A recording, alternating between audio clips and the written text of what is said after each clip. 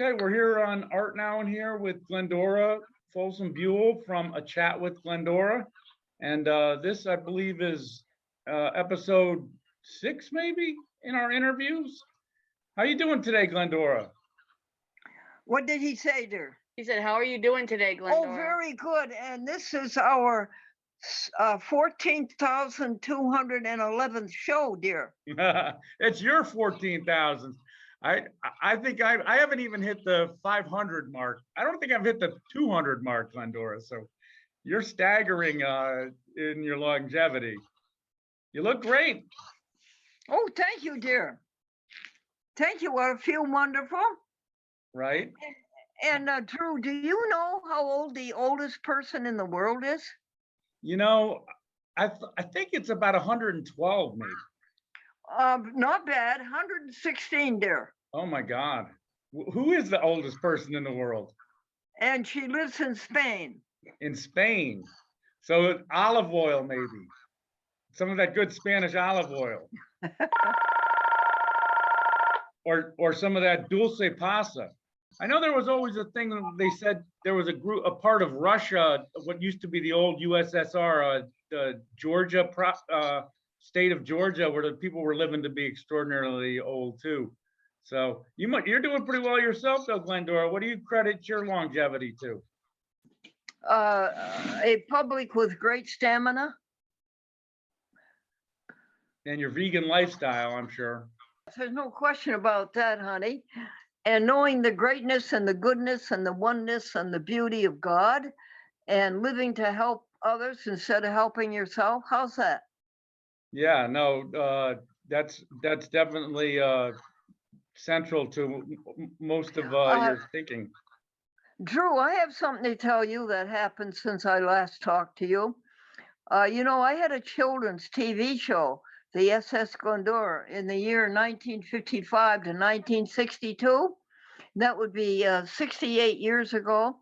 And almost every day, Drew Wilson, somebody will say that they saw me back on TV way back then. And my friend Wayne is a great promoter. He went to pick up his suit that he bought at the haberdasher yesterday. And he said to the people there, when you were kids, did you watch the SS Glendora on TV? And everybody there said, yes, we did.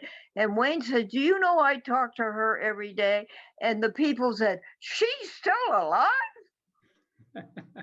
Were they mateys? Oh, yeah, right here. Yes, very good. They were mateys and I was the skipper, honey. Right, full steam ahead on the SS Glendora.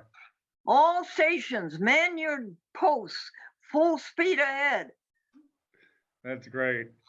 Yeah, so they had grown up in the Albany area, or did they watch it in Boston? Because I know you were on some different stations. Yes, but wouldn't it have been a great show for down in your area of Groton, Connecticut, and New London TV? What a great show, because you're right on the ocean.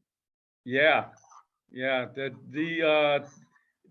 this coastal area here has gotten really popular here in the last 10 years or so, and yeah, it's a beautiful area, and I'm appreciative. I've always lived by the water, as it turns out.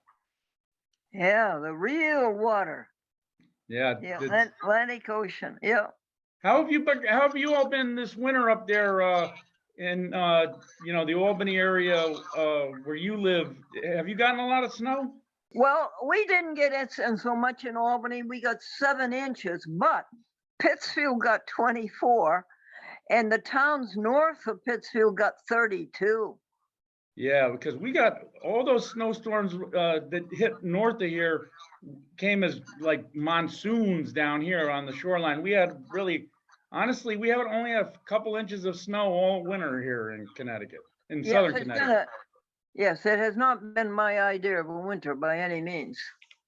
So what else is on your mind, Glendora? My 1993 Lincoln and my 1980 Lincoln Continental Mark VI.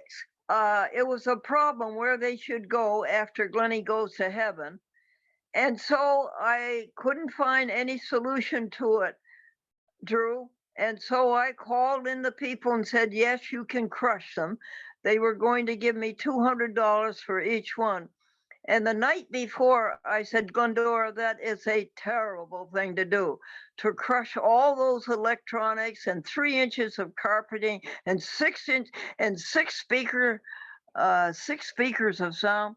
So in the morning, Drew, I called Hemmings Motor News up in Bennington, Vermont, and I took out an ad and I said, I would like $1,000 for both of my Lincolns, only to a person who would restore them. Well, the ad was in there month after month after month after month. And then a man from Rochester said, I'll give you the $1,000. I'll put the check out the middle of February. And will you keep them in your garage until I can find housing up here in Rochester for them? I said yes. And Drew, on March the 20th, this past Monday of this week, he came, honey, and he took the 1993 Lincoln as the first one. Oh, that's great. So they're going to stay on the road in some form. I think you got a great deal. Those cars are, collectible, but if they're well restored and in original condition. Some of those collectors love to restore those cars. So, I mean, those are some real battleships of the American roads. So I said, now you tell the 1993 Lincoln when you get it to Rochester that his brother, the 1980 Lincoln, it will be there soon after, because they've never been apart from each other. Well, cars have a soul, I think. Yeah. And he's such a joy. You don't know how he loves those Lincolns. Yeah, no, the hobbyists or the car collectors that are that love those big old land yachts, some people call them. Yeah, they appreciate it. That's great. Drew, do you know they still make those engines? One is a 351 Windsor. Right. And the other one is a 420 something. And they still make those engines. Right. And they're collectible because of the provenance that you owned them too. But listen to this, Drew, and maybe Amy will tell you. Amy, what happened? What was the misfortune that happened to those Lincolns, honey? Somebody went into the garage one day when it was unlocked and they stole both the catalytic converters off the car. Oh God. Yep. That's a thing these days. Is it happening down around your area, dear? Yeah, because I know for one thing they have some real precious metal is part of the makeup of them. There's some real precious metal in the catalytic converter, and they can just extract the precious metal, and that alone is valuable. Yeah, that's a thing. That's a national thing with people jacking the catalytic converters out of cars, particularly those old ones. It's platinum. That's what it is. It's platinum. Yeah, it's the platinum. Okay, yeah. There's platinum in those catalytic converters, and platinum is more valuable than gold now. Oh. Yeah. Well, okay. I guess we exhausted that subject. What's next, dear? Oh, you want some jokes, honey? Harry was talking to God, and he said, God, how much is $1 million to you? And God said, $10. And Harry says, God, how long is 1,000,000 years to you? And God said, 1 second. And Harry says, God, can I have $10? And God said, certainly, just a second. Yeah, you're gonna wait on that one a little bit, huh? And have you heard about the Czechoslovakian trampoline team? Okay, yeah. They call themselves the Bouncing Czechs. Yeah, that one when I was talking to you on the phone the other day to line up the interview. I remember you dropped that one on me. I really like that. That's good. A lot of people bouncing checks these days. Some big checks too. Yeah, the bank tells me it's more than ever. Amy has a joke for you. Ask him, what does a frog? What happens when a frog parks illegally? What parks illegally? Oh, He gets towed. It gets towed. Oh, but bump. I need a rim shot sound effect. He gets towed. That's great. You want to tell him about the one with the pie? Yes, a little girl in school, she came home and she's very confused. And she said, the teacher says that pi are square. Pi are not square, pi are round. Yeah, I know that, I was pretty good in math at one time, but, pi r squared. I can go, I think it's 3.14 something. That's a good one there, Glendora.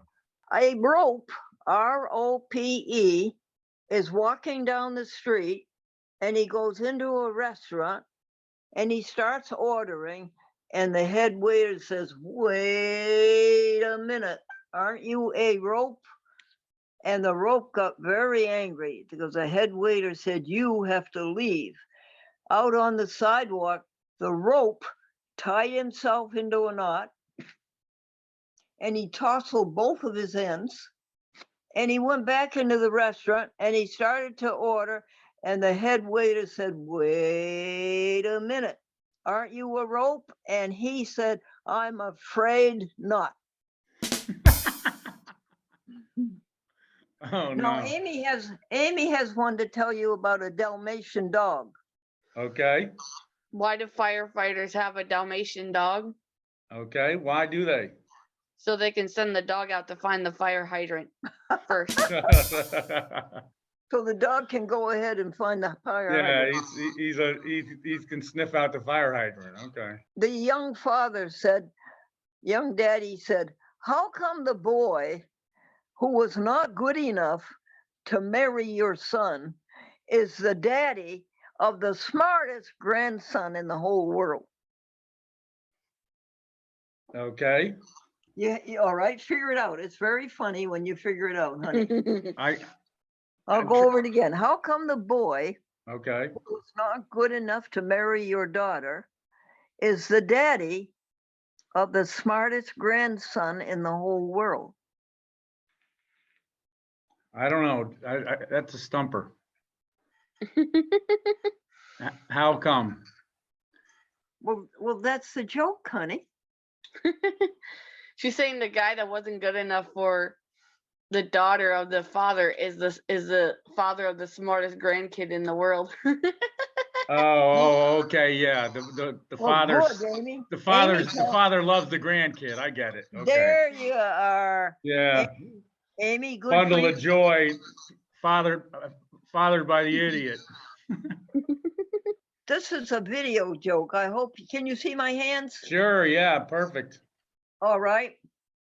Harry had a bad day on the golf course and he threw his golf balls into the pond and he threw his golf clubs into the pond and he threw his golf bag into the pond and he went up to the clubhouse and he slit his wrists and he's standing there bleeding to death. And his friend Bob comes in and said, hi, Harry, how about a game of golf tomorrow? And Harry says, what time? Oh, no. Too funny.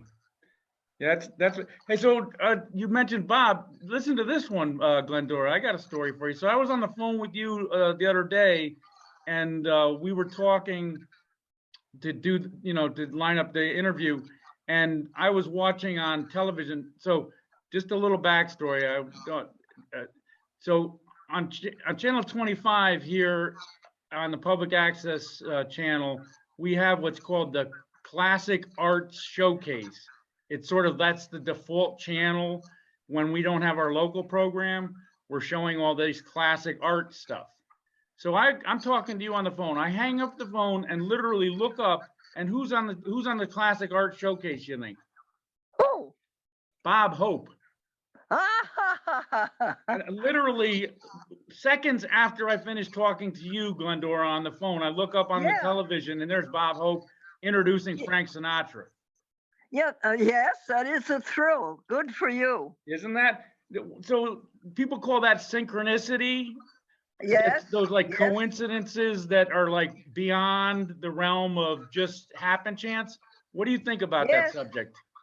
Yes, that's right. It's very enticing, dear. That happens I'm sure you've had the occasion of that sort of thing happening in your life. Yeah, it's really something. Well, those sort of like coincidences or chance meetings, like you're thinking of somebody and then all of a sudden you get a phone call out of the blue from them. Yes, yep, yep, yep. Yeah, that was funny though, that, you know, and I know your connection to Bob Hope, and like I get off the phone with him, of all the things to be on the television, there's Bob Hope That's introducing right. Frank Sinatra. That's right. Yeah, that's the power of television too. Like you know, a lot of this great stuff can live on. A lot of great entertainment still lives on. Now, Andrew Wilson, what is the future of public access TV? Well, we've had this discussion before, and we're always fighting for relevancy. But then again, I say to people, like, everybody but Netflix is kind of fighting for relevancy because broadcast television has lost market share. So I say to people, you know, public access is fighting for relevancy, but so is broadcast television. And it's a fight. There's so much television now. Everybody's fighting for a bigger piece of the pie, and the pie's in thousands of different, you know, slices. I mean, what are you hearing from your public access or community access channels that your show's on? Well, it is not bleak. We got a call from the Boston area. A young man had lost both his daddy and his mother, and he wanted to know if we could console him. And so we sent him a book called Science and Health with Key to the Scripture by Mary Baker Eddy.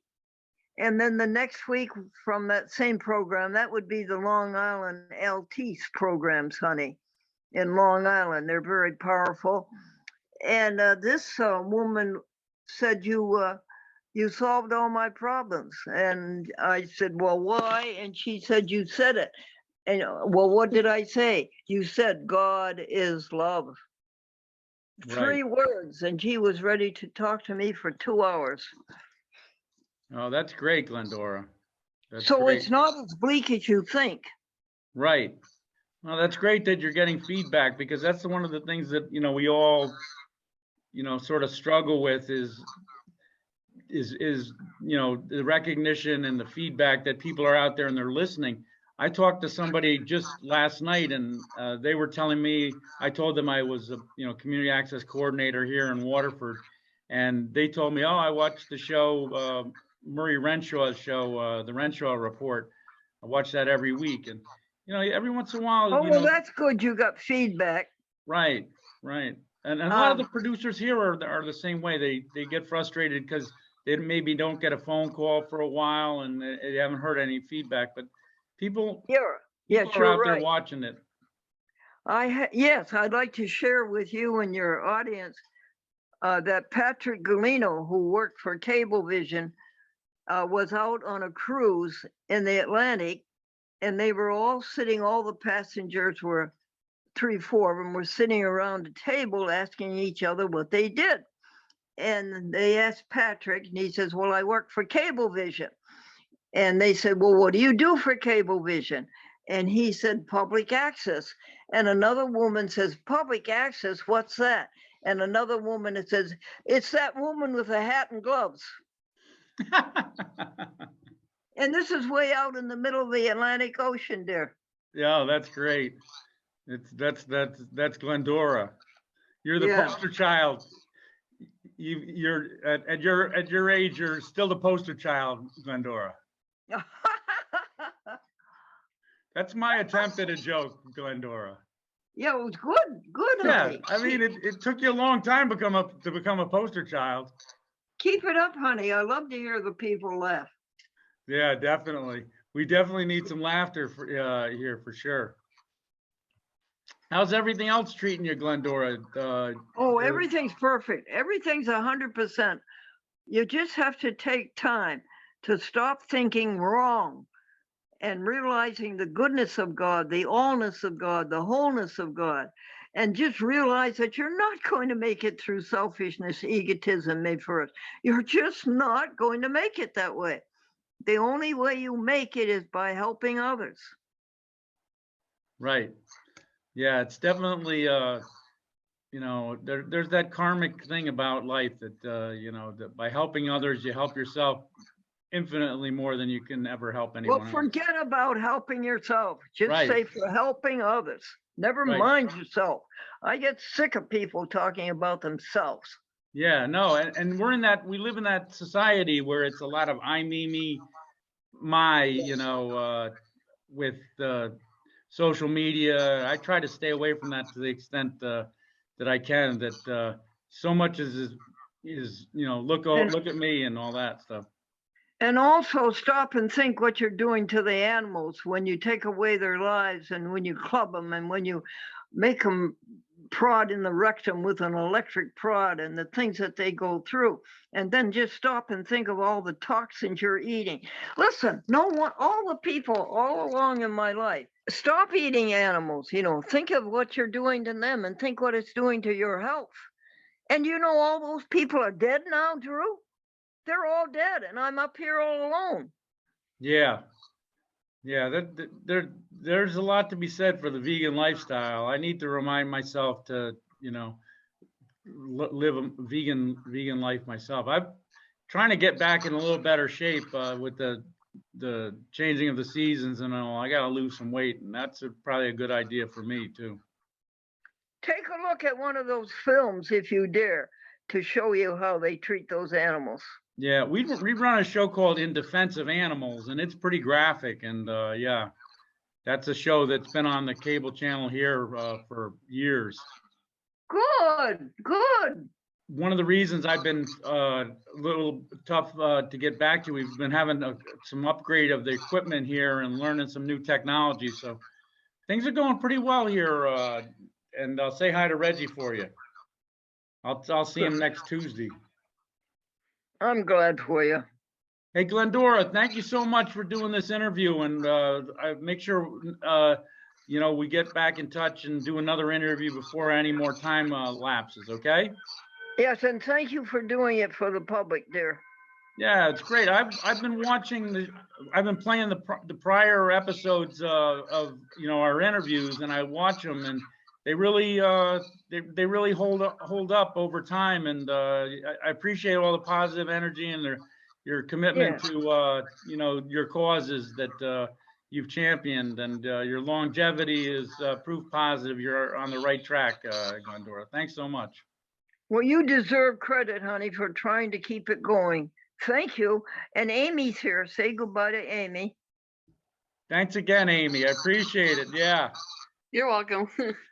Yeah, it was great. Bye-bye, sweetheart. And Glendora, you're looking great there. I love the outfit. Grace and peace unto you and all you love, dear. Bye-bye. And right back at you, Glendora. And may you receive all the blessings you so much deserve. Thank you so much for everything, Glendora. Peace. Peace out. Love you, Glendora. Love you too, dear.